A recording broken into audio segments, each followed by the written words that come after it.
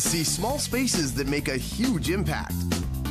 A white-on-white warehouse in Brooklyn, Spanish gone swanky in LA, and a tiny do-it-yourselfer hideaway in Miami. And now we are in the library. This is just on a little shelf that I put together from steel poles and some wood, some little clamps to stabilize it.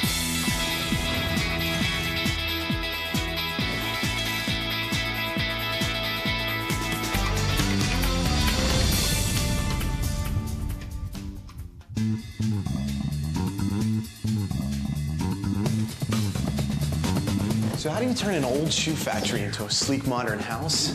Big leap of faith and lots of white paint. Hi, guys. Hi. Hello. Randy, Jacob. Hi. Andrew. Nice to meet How are you. Nice to meet you. Wow, this is a great space. My aunt actually bought this building about 25 years ago, and it was a lumber yard, dirt floor. It was also a shoe There factory. was also a shoe factory before that, so it was kind of run down. Jacob and Randy's 1,000 square foot open loft went from warehouse to hip home in just a few days, thanks to one thing. This, guys, for a small space, looks huge. The secret to it being huge is the white floors. When we came into the space, we didn't exactly know what we were going to do, but Randy kind of roped me into this idea of having white floors, having the white space. I always wanted white floors since I started doing prop styling. It keeps sets in the magazines that I work in kind of bright and airy, and I thought that would be a great thing for a house.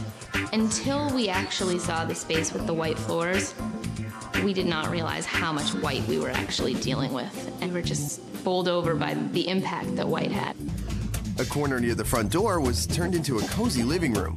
This is probably the smallest area that we've created in the loft, because we knew that we like to read, bring our laptops over here. It's more of a space for us. You gotta tell me about that behind you. I think it's a chalkboard, but I'm not sure. It is a chalkboard. It is a chalkboard. The chalkboard was a leftover piece of sheetrock from my old loft space, and I got sick of looking at it, and I bought a can of chalkboard paint. I painted it, and I leaned it up against a wall so we would have a message center. One of the places that somebody could really go wrong in a space like this is kind of trying to figure out where stuff goes. You gotta sort of create traffic lines for people to move from room to room. Like the bookshelf. We just decided we needed a difference between kitchen and living room, and this would serve the purpose pretty well. Is it hard to find a book on this shelf? No, I now know all my books by the spine colors. And I'm surprised I can remember that my books are mostly blue. Their bookshelf, of course, is a great way of dividing that big room, and it gives them a little bit of a living room that's separate from the kitchen. What they could also do is they could put that bookshelf on wheels.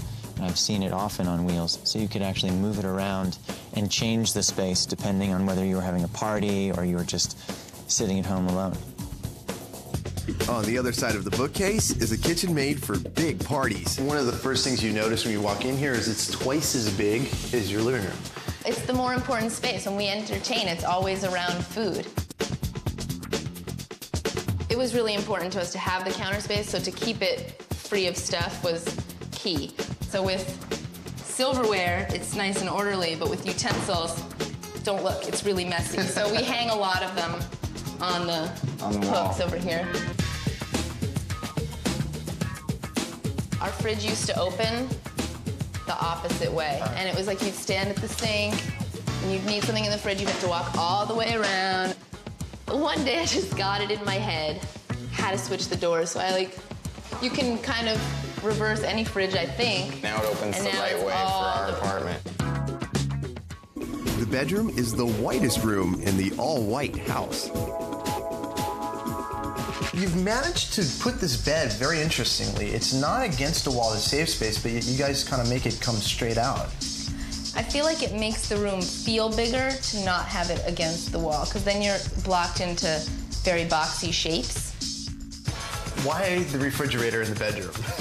This was a dream of mine since, I don't know, I might have been 12, that I could take an old refrigerator and put a television in it and DVD and VCR in the freezer.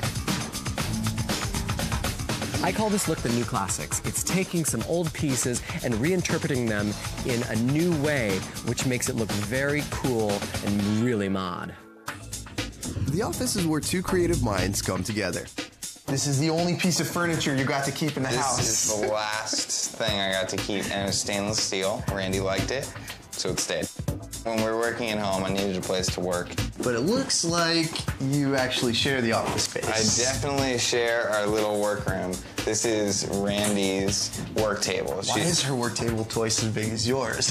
Because she does these big, crazy projects. I can type really fast, and Randy can do lots of other creative stuff. We like the fact that our entire house is kind of one room. It makes it easy to get things done. When I come home now to a white space where everything is in my field of vision, it helps me to calm what I've been seeing all day. There's so much visual traffic that I look at being a stylist and a designer. It's really helpful to me to come home to a blank palette. Coming up, empty space above a door?